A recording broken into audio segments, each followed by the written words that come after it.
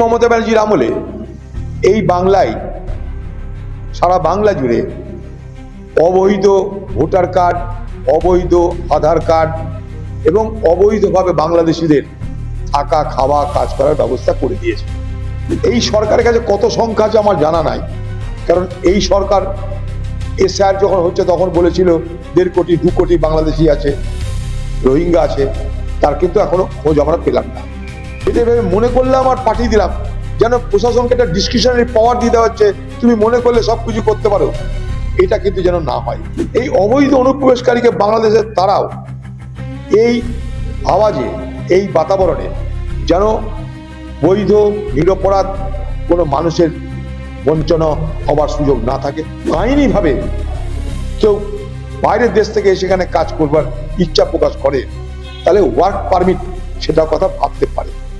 যারা বাংলার মানুষ, যারা দেশের মানুষ, তাদের সঙ্গে যেন কখনো কোনো বঞ্চনা করা না হয়, যেন অত্যাচার করা না হয়, এটা নিশ্চয়ই বলবো। দেখুন, আমরা কেউ বলবো না যে একটাও বাংলাদেশি এখানটায় বেআইনিভাবে, অবৈধভাবে থাকুক।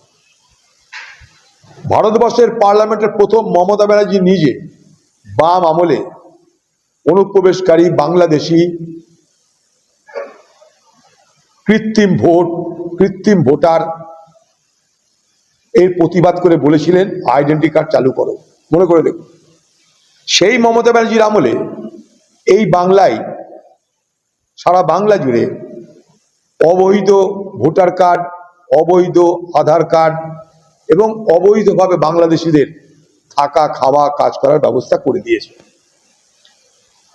তারা লক্ষ্মীর ভাণ্ডারও পায়, তারা কন্যাশ্রী, শুভশ্রী, যা যা শ্রী আছে সবই পায় দিদির দৌলতে। তাহলে যে মমতা ব্যানার্জি একদিন পার্লামেন্টে গিয়ে পরিচয়পত্র এবং বাংলাদেশের নাম করে প্রতিবাদ করেছিল, তার আমলেই বাংলাদেশের থেকে মানুষেরা এই বাংলা এসে বেআইনিভাবে থাকা, খাওয়া, পড়া সব সুযোগ পেয়ে গেল। আজকে সরকার বলছে তাদেরকে আমরা আবার বাংলাদেশে ফেরত পাঠাবো। এই সরকারের কাছে কত সংখ্যা আছে আমার জানা নাই, কারণ এই সরকার এসআর যখন হচ্ছে তখন বলেছিল 1.5 কোটি 2 কোটি বাংলাদেশি আছে, রোহিঙ্গা আছে, তার কিন্তু এখনো খোঁজ আমরা পেলাম না। 1 জন 2 জন 4 জন 5 জন করে বলা হচ্ছে যে হোল্ডিং সেন্টার রাখছি, তারা প্রকৃত কতটা বাংলাদেশি বা এই দেশি কি কোন দেশি আমাদের জানার কোনো সুযোগ নেই, সরকার জানে। কখনোই আমরা অবৈধ বাংলাদেশিদের এ দেশে অবৈধভাবে থেকে তাদের যা খুশি তাই করার অধিকার পেতে পারে এর আমরা চূড়ান্তভাবে বিরোধিতা করি।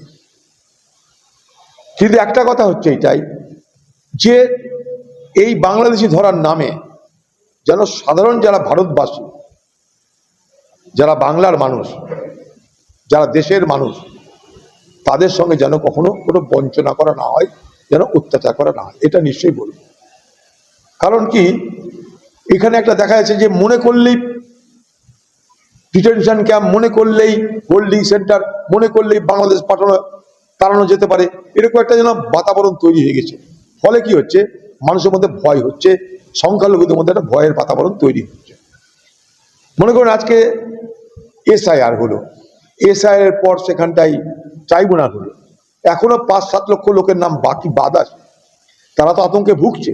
অথচ তারা কিন্তু এদেশের ভোটার, তাদের পরিবারের কেউ না কেউ দেখবেন হয়তো এখানকার নাম আছে, কারো কারো নাম নেই। আমাদের প্রার্থী হয়েছিল মাহতাব শেখ, তার ছেলের নাম আছে ভোটার লিস্টে, বউয়ের নাম আছে, তার নাম ছিল না, আমরা সেটা ট্রাইব্যুনাল করে বার করলাম। তো এইরকম ভাবে আরো যেন কারো বিপদ না হয় সেটা কিন্তু দেখার দরকার। এটা কিন্তু অত্যন্ত সচেতনতার সঙ্গে, সতর্কতার সঙ্গে এবং আইনি প্রক্রিয়ার মাধ্যমে করা দরকার। এটা ভেবে মনে করলাম আর পাঠিয়ে দিলাম, যেন প্রশাসনকে একটা ডিসক্রিশনারি পাওয়ার দিয়ে দেওয়া হচ্ছে, তুমি মনে করলে সবকিছু করতে পারো, এটা কিন্তু যেন না হয়।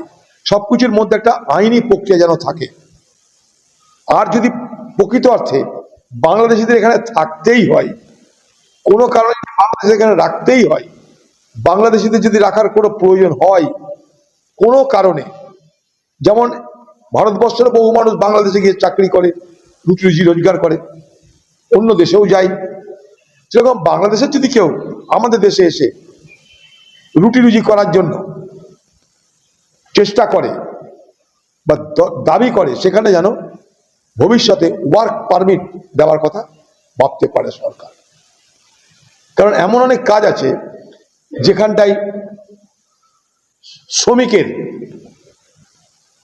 তারতম্য আছে ভাড়ার। যেমন মনে করুন কেরলে দেখছিলাম একটা বাংলাদেশি কেরলে কাজ করছে, সে বলছে বাংলাদেশে আমি পাই 500 টাকা, কেরলে পাচ্ছি 1000 টাকা। আর কেরলের লোকরা কি করছে, তারা আরো বেশি রোজগার করার জন্য চলে যাচ্ছে আরব দেশে। তো স্বাভাবিকভাবে এখানে একটা সাইকেল কাজ করে। তো যদি দেখা যায়, সরকার যদি মনে করে কখনো ভবিষ্যতে যে আইনি ভাবে কেউ বাইরের দেশ থেকে সেখানে কাজ করবার ইচ্ছা প্রকাশ করে, তাহলে ওয়ার্ক পারমিট সেটা কথা ভাবতে পারে। কিন্তু কখনোই, আবার স্পষ্ট করে বলতে চাইছি আমরা, কোনো অবৈধ অনুপ্রবেশকারী বাংলাদেশি বা যেই হোক